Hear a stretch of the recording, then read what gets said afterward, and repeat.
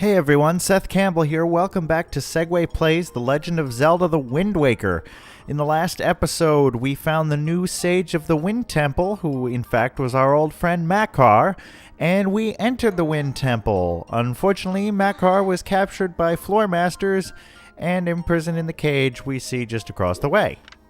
Now, we have not been able to get him out so far, but we just found this big switch that has what appear to be giant footprints on it, just in case it wasn't obvious enough what to do.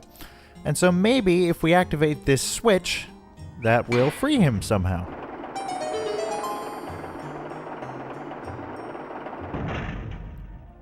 Well, not quite.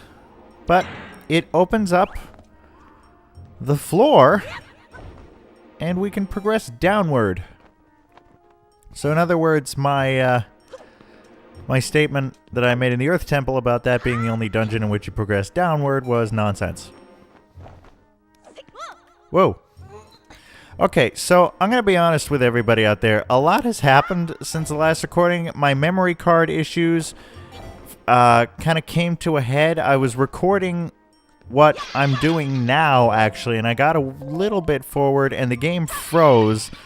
And when I reloaded it, my main play file had apparently been corrupted. Fortunately, I'd backed it up, but I had to do a bit of playing to get back to where I was from the time that I had backed it up, and I actually got a new memory card, and I'm now playing with transferred data on that, so hopefully the corruption itself hasn't transferred over, so we're gonna see.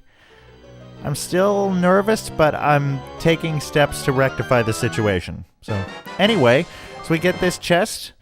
It is the compass. And it's the usual routine with the compass. It shows us where all the chests are in this dungeon, and that's going to be really helpful. Anyway, as we continue to progress downward,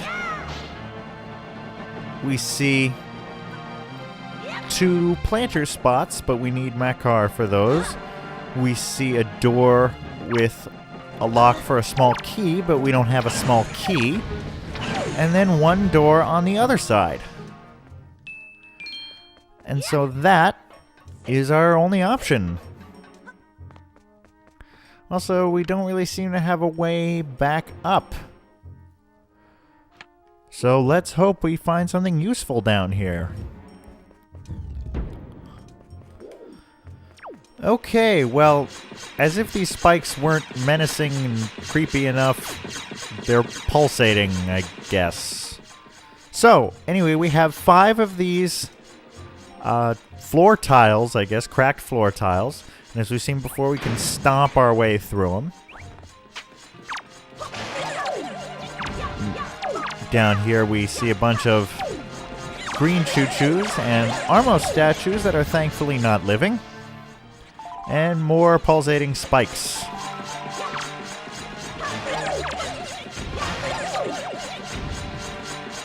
Defeat the green choo-choos, because the choo jelly is always welcome. Now, you see this spot over here, over which there is a hole.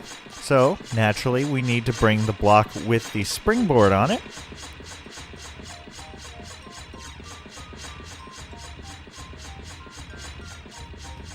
Over to this square. But since we can't just jump up onto the springboard, we need to bring this block over to a square next to it. Doesn't really matter which one as long as it's right next to it.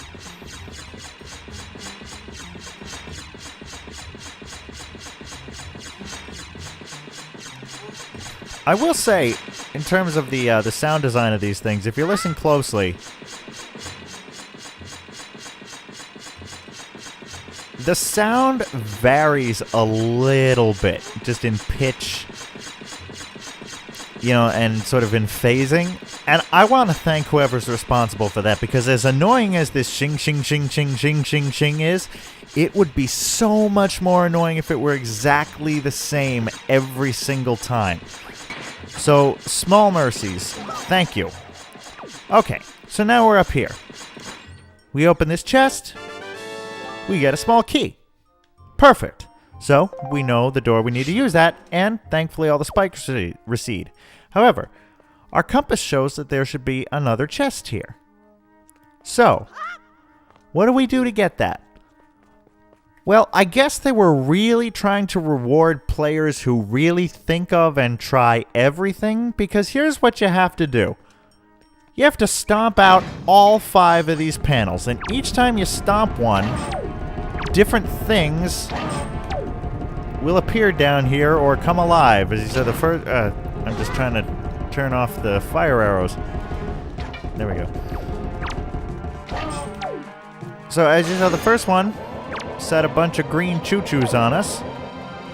Second one made the Armos come to life.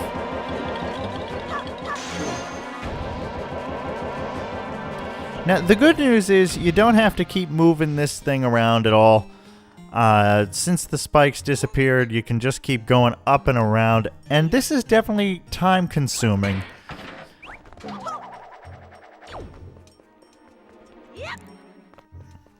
Let's see, third one. I don't know if it depends on the order you strike them, or if the same panel always causes the same enemies to appear. So, whichever order you hit it, the middle one, for example, always makes floor masters appear. You know, I'm not sure about that. But in any case, each one has a different enemy challenge for us, and I still don't like to take my chances with floor masters.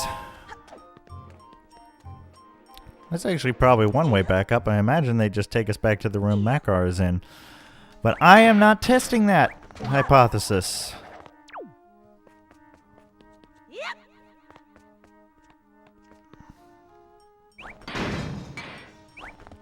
Did that one do anything?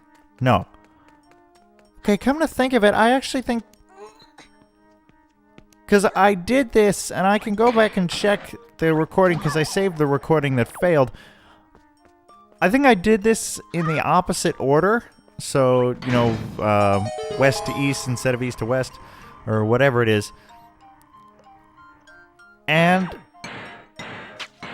yeah, I think it's the panel and the enemy. So I think, like, the fourth one from the left always will activate the Armos, for example. Not that it's of any consequence since you have to do all of them anyway, but I guess it'd probably be easier to program now that I think about it. Not that I know anything about programming either, but anyway, so after all of that, this chest here appeared, and based on the fact that it was so well hidden and the kind of chest it is, it's of course a treasure chart. So, that's good. We can't really open it and view it right now because, of course, we're in the dungeon, so just pressing the directional pad up just causes the dungeon map to appear. But anyway, we now have our small key. And we can take that across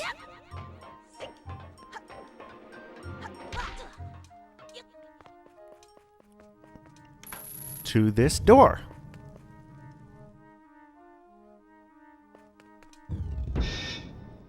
And, uh-oh. Big round room. Door locks behind us. Think we know what that means. And as we go forward...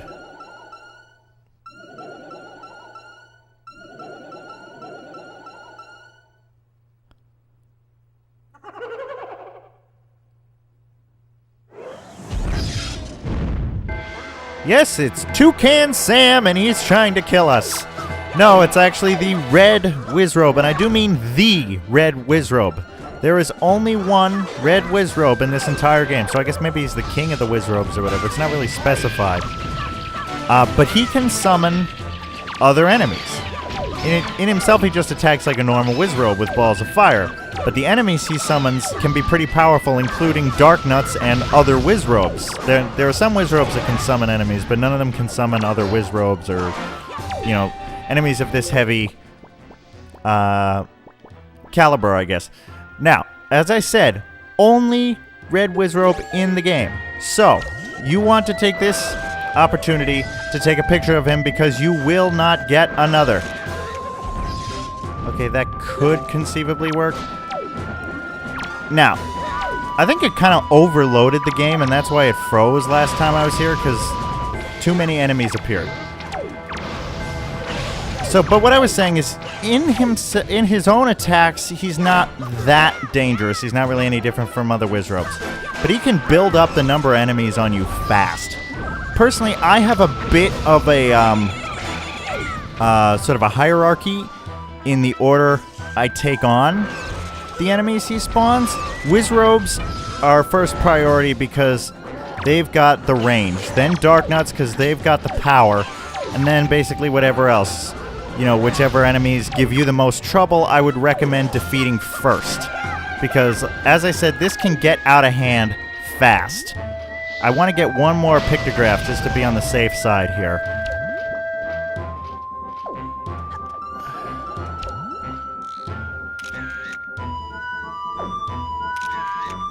I want to get one with this, like,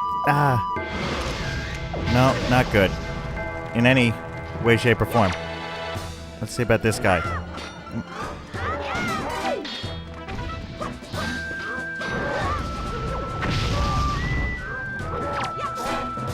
Come on.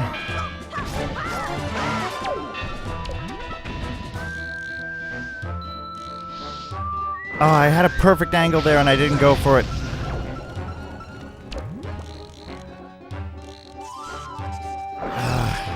It's too fast for me. What is it now? Moblin. Okay.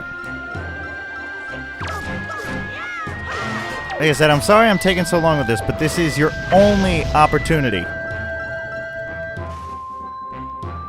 Where is he? He's up there. Okay, gonna be too late for this one. What is he bringing this time? Another Darknut. Why with the Darknuts? We don't need these.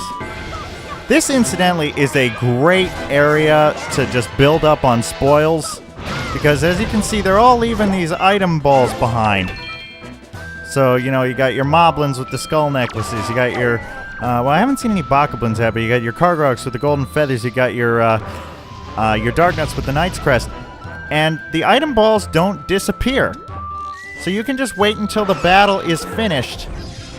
Ooh, that's a halfway decent one, as well as deranged. Not full body, but it's a good one. So, yeah, so... You know, feel free to let the item balls build up, because you're in for some major rewards once you finally beat this guy. I just want to get one more pictograph. I realize I'm, you know, obsessing over this when I already have missed the Helmarock King, but... Okay, that is perfect. Now, we can go after this guy.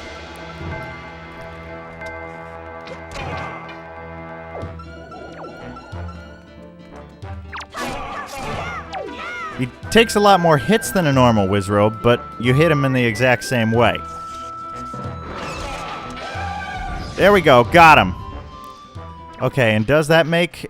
No, okay, so the enemies he summons, if there are other enemies on the field, as it were, then they will remain, and you have to defeat them anyway. I feel like in a lot of games, you know, a battle like this, the enemies that he'd summon would just kind of disappear, but it doesn't work that way. So that's the other thing. You can't just, like, figure, okay, I'll focus all my energy on fighting him, and then that'll just make all the other enemies disappear, because it won't. But anyway, first let's pick up our spoils. As I said, the item balls don't disappear, although once you break them, the items inside them will. But this is a good source of various spoils.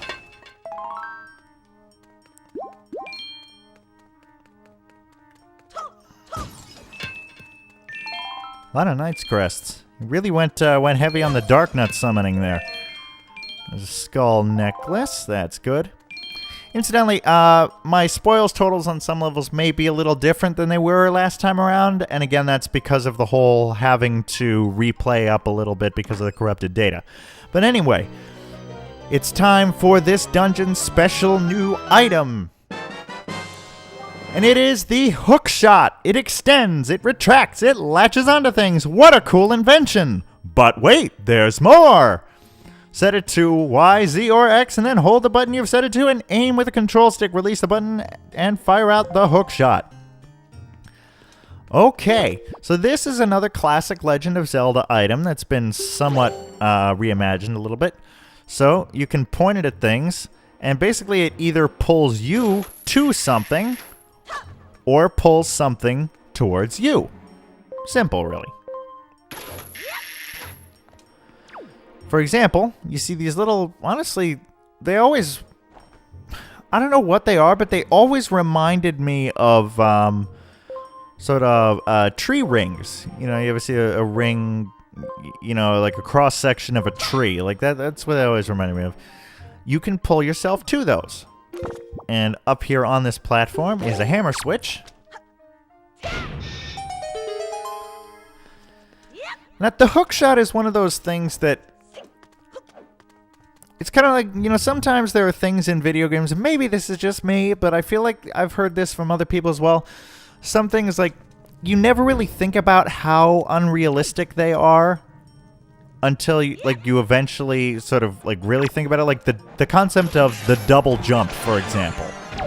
You know, just in, like, a lot of the Smash Bros. Games, or in a lot of games, you can double jump. You can jump a second time, kind of when you're sort of in midair. You can't double jump, and that should seem really obvious, except I never really thought about it. The hook shot is kind of one of those things, because we do not have a real-world equivalent of the hook shot. We have, you know, boomerangs, hammers, bows, grappling hooks. Okay, maybe the grappling hooks work slightly differently, but, you know, you see any Batman cartoon or whatever, they've got grappling hooks. The hook shot is kind of its own thing in that we don't have a hook shot, and honestly, I would have loved to have seen Mythbusters, the original Mythbusters, that is. I'm sorry, no disrespect to the new guys, but, you know, it's just, I grew up with Adam and Jamie, and to me, that's the real spirit of Mythbusters. I always wish they had done, like, a video game physics episode, and maybe they did, I'll double check that, but I don't think they did. And could have tested, could you build something like a hook shot? You know, that would, I guess in theory, like spike itself into wood if those are wood, and then you could pull you to it if it was strong enough. I always felt like I would have loved to have seen that.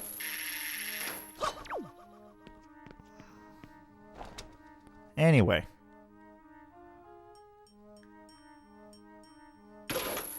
That's on. Am I too... Can't do that one, I guess. Oh, yeah, okay, there's one here. So much like the grappling hook or the boomerang, or, you know, it has this sort of little sunburst reticle that if you can grab something, it will tell you. I don't know what that is. Can't really see it from here. What am I trying to do? Okay, I guess I got a Deku Leaf over there.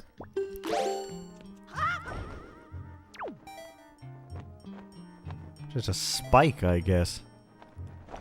Okay, yeah. So here's a springboard.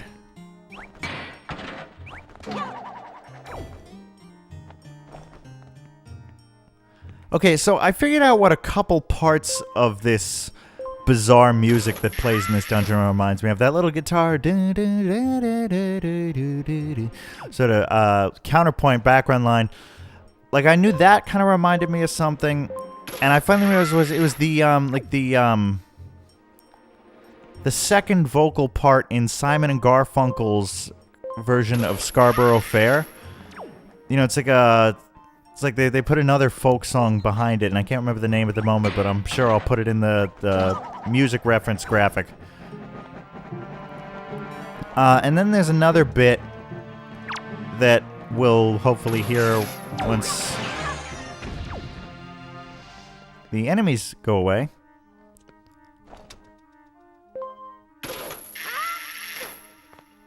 I'm actually just going to wait for it.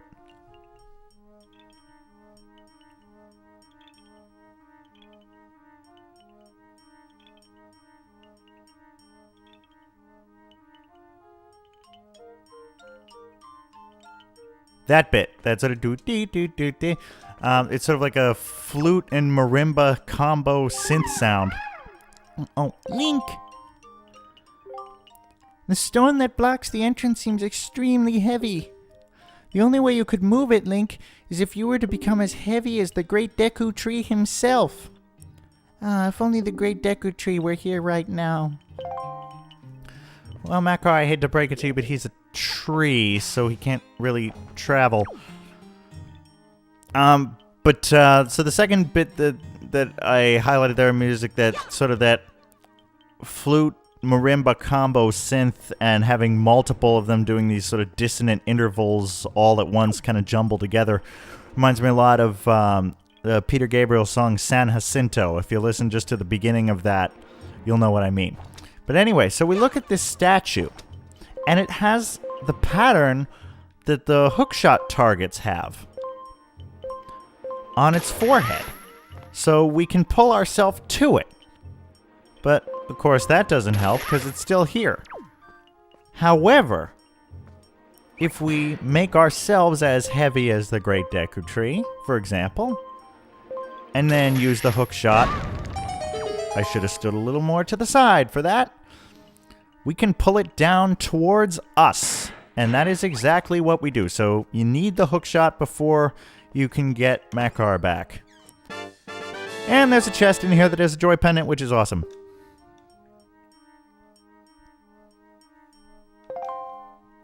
So, now that we have Makar back,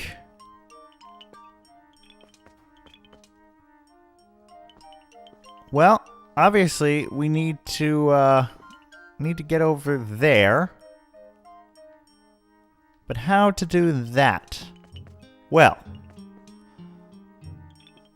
I actually need to think about this for a minute. Can we just, no, okay. Ow. So, Makar will not fly with you. Oh, I remember what I need to do. Yeah, okay.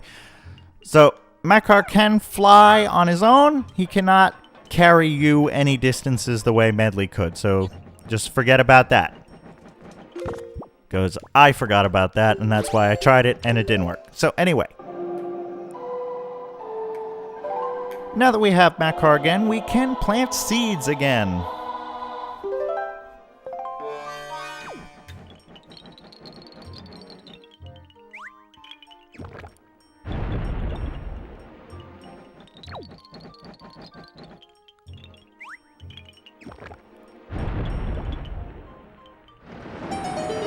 And that creates a giant fan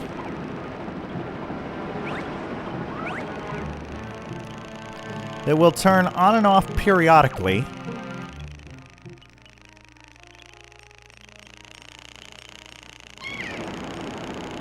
And we can use that to, to get a long way up. Higher than I intended. Oh no! Oh no! Oh no! Oh, that's gonna hurt bad. Oh, wow. That didn't hurt Makar at all. Okay. I'm actually... Whoa! Oh! That's what that's... I have never seen that. I guess I never tried flying that way with Makar before. That... Wow. Okay, that makes sense now. Okay, where do I want to go? Because I can do a couple of things. Huh.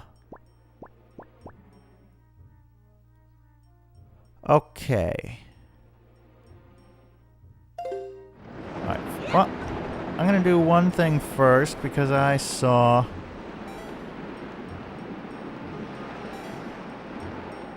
So yeah, this room is really tall.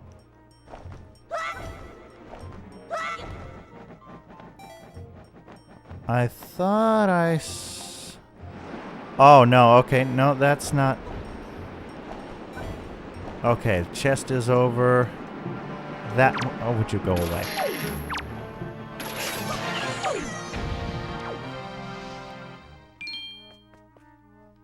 There's a chest over in that corner. Or not corner. Side of the circle.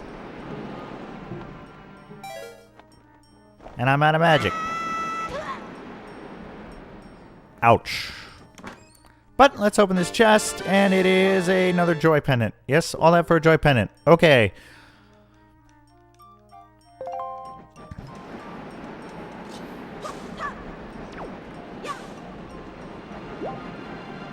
I'm actually still unsure of which way I want to go first. I think since I'm up here, I'll take the upper route first if I can. Anyway, there are these smaller sort of Easter Island head things that you can pull down the same way you pull down the big one. And they kind of function like pots. They'll have, you know, sometimes rupees or hearts or arrows or whatever in them. That's a handy little thing to know. I still have no magic. I still have no magic. I still have no magic. Oh. Like, even just watching that, I get a terrified adrenaline rush. I don't know about any of you guys. But even like watching long falls, and maybe that's again my eyesight and lack of depth perception and all that, but it terrifies me. I need a little more magic here.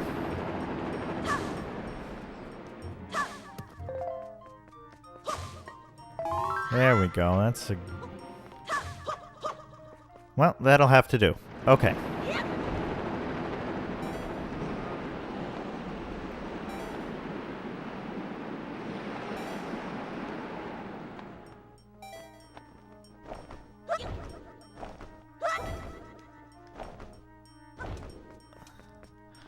Okay. And now I'm going to call Makar and have him join me.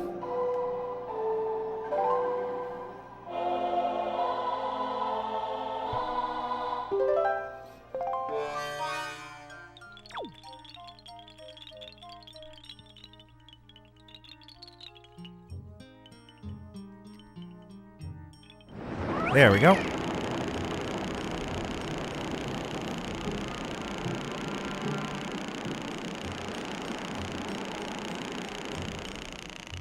Over this way. Please make it. Please make it. Oh! Oh! Okay. Well, that works too. Okay, so as soon as you land, flight is restored. Even if you just land on one of these little railings. That's good to know. Okay. Now back to Link. Oh. Uh-oh. Okay. Can we use the hook shot to stab these guys in the eye? No. Okay, so we still need arrows for this. And there are quite a few of them.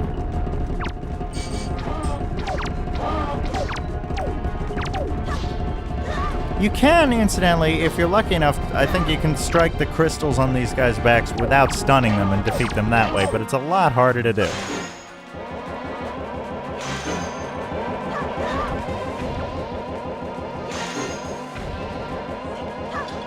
These one... Oh, one... Okay, now they're reanimating. Yep. Come on.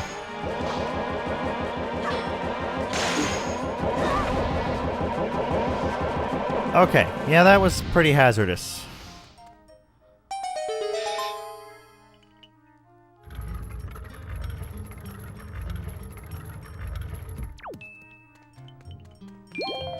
Anyway. Gives us a chest here, which contains a small key.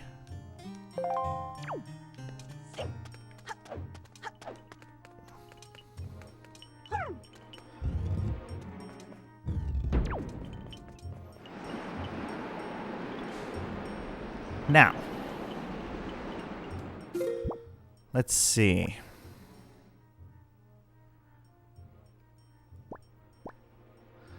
Now, there are a few ways to go here. Still.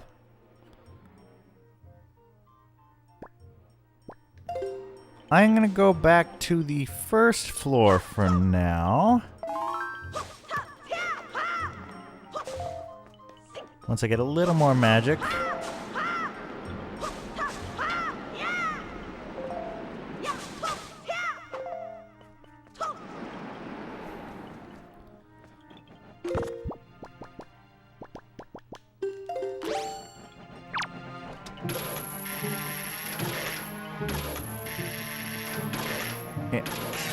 Targeting these guys with a hook shot is, in a very literal sense, a sort of a hit or miss proposition. Whoa! Oh no! Oh no! I couldn't cancel out of the sword dive and just take on the dagger leaf. But yeah, so when you use the L target with the hook shot on enemies, it will strike for where the enemies were, and if they don't really stay in that general vicinity, well, no real control there. Then it's not really going to help you. And that again, I keep pressing the wrong button. Okay, I gotta get out of this circle so I can jump into the fan.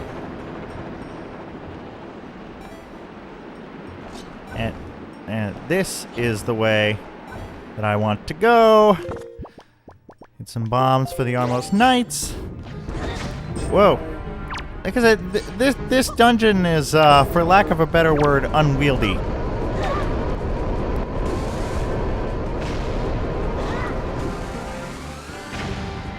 But we're here now, so let's call Makar up to join us, because as you may recall from the last time we went through this room, we need him.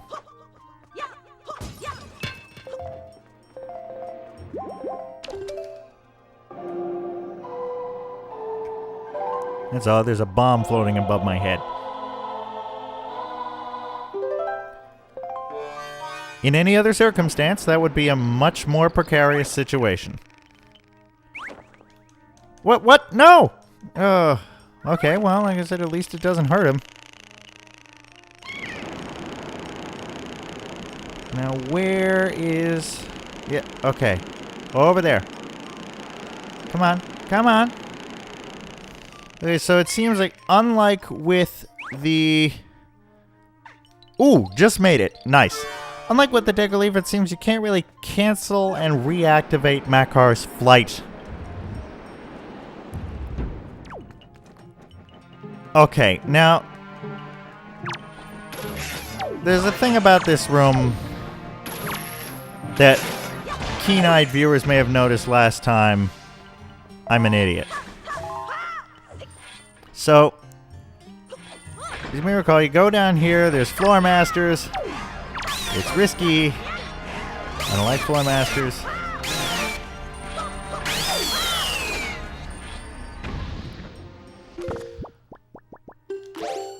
But when you activate the propeller switch, you can just go back up here, and wouldn't you know it, you know, this gives you a floor to walk across with a chest right here. And let's see what is... Let's see what is in this chest. Another joy pendant. There are a lot of joy pendants. It's really helping you out because in case you need joy pendants. Because you will need a lot of joy pendants. And we will find out why very soon, I promise. I know I've been saying this since the beginning of the game. But we're going to find out why we need joy pendants. Anyway, we can just walk right across, avoiding the floor master below. Of course, that doesn't help. Like I said, since I have enough golden feathers, I'm really not bothering to use the grappling hook on all of these guys. But now that we're here with Makar, we can conduct the Wind God's Aria.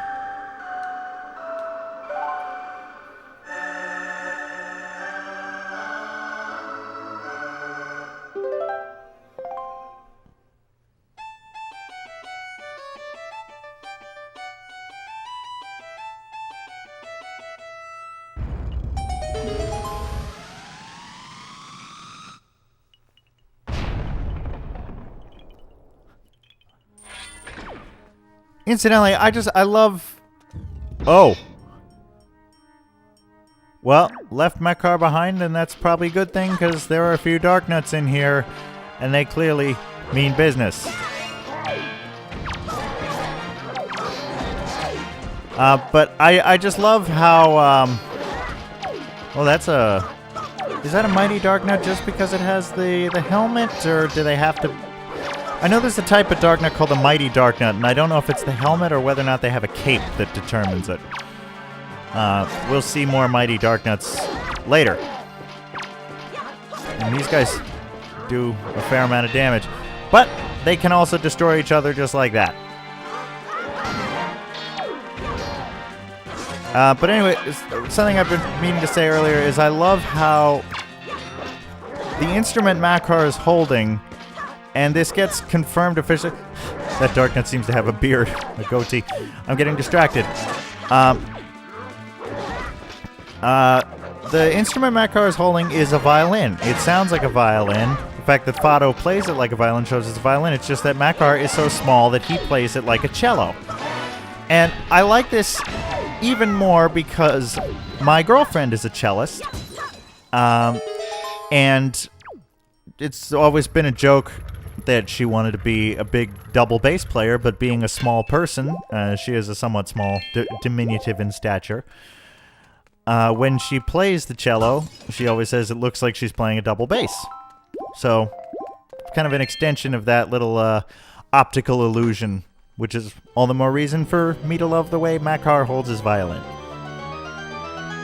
But anyway, defeating all those Dark Nuts opens up this chest, and obviously it's the big key. So now we can get in the boss door, except we haven't seen the boss door yet because there are still so many ways to go in this dungeon. So, where is Makar on the other side? Okay, I guess he probably is. I hope he is.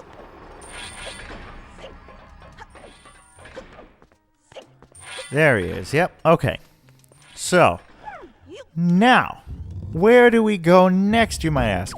Well, do you remember that one morning when we went back to bed? Never mind.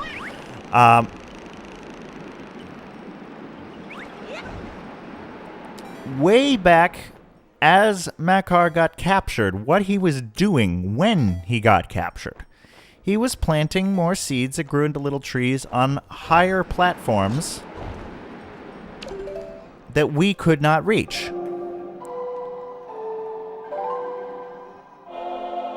Well, it just so happens that we now have a way to reach those platforms thanks to the trees he planted. And in case I'm being too mysterious for you, you'll see exactly what I mean in just a minute. Makar really does not control well. And I'm gonna fall, and I'm gonna fall far, very far. It's a really good thing Makar does not get hurt.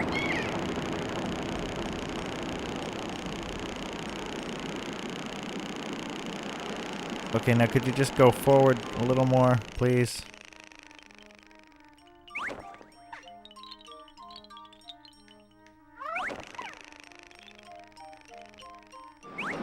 Okay, with that out of the way. The method of traversing these platforms, oh boy, wizards, that Makar has now allowed for us. Link, I think that the hook shot you have can probably latch onto the trees I planted. Give it a try. Yep. So now we can use these trees to climb higher.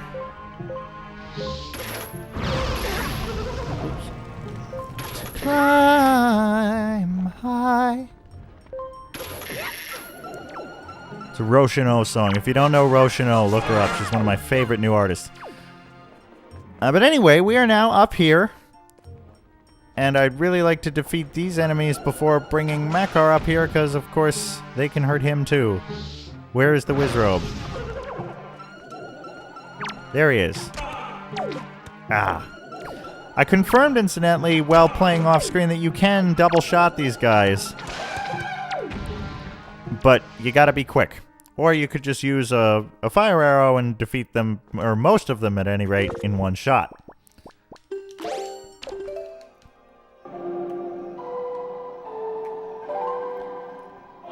I know this episode is running a little long, but I really kind of want to clear through most of this dungeon. I hope you don't mind. And I think we're almost through any. Incidentally, I failed to mention this, but I put a little graphic explaining it. Down there is, in that pit where there's really nothing except those creepy tentacles that strangle the magic power out of you. That is this dungeon's Tingle Tuner spot. And I have been investigating, and I might possibly have a way. Can I use the hookshot on these? I can. You can use the hookshot to dispel the fog around them and pull them to you and destroy them. So that helps. But I might potentially have a lead on a way that I could record the attached Game Boy.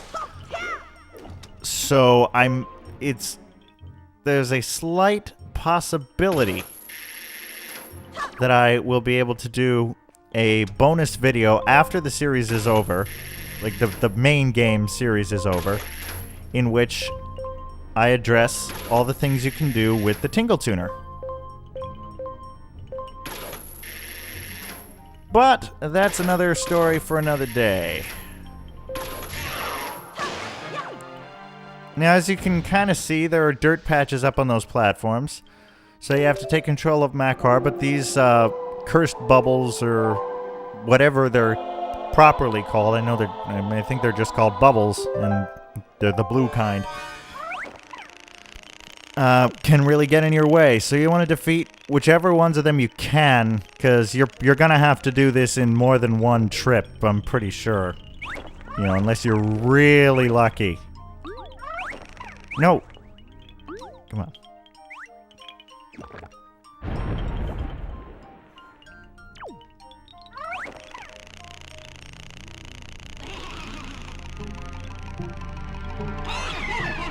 Yep, that's what I'm talking about. Okay, so at least we can get a little closer with the hook shot and then take out at least one more bubble.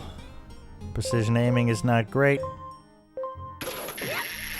Control stick always moves farther than I want it to. It's frustrating.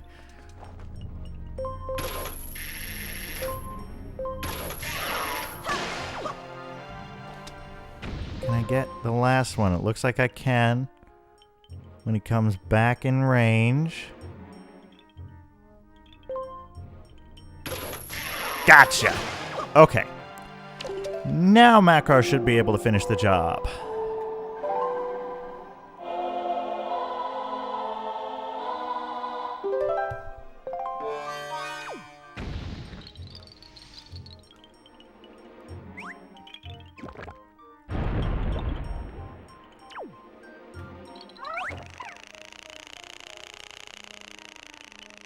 Oh boy.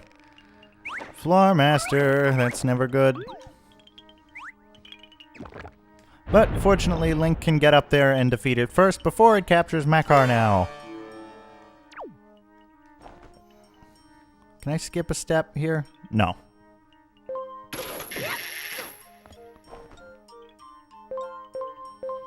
I ought to do all of them. Can I get... Oh. Uh-oh. Uh-oh. Yeah, we gotta take control of Makar again, because we have to plant one up there, which is near the Floor Master, and that's dangerous.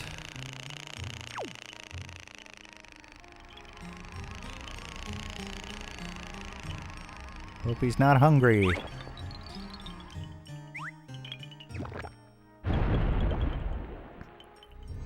Okay, let's see if we can get Link up there quickly enough before this becomes an issue.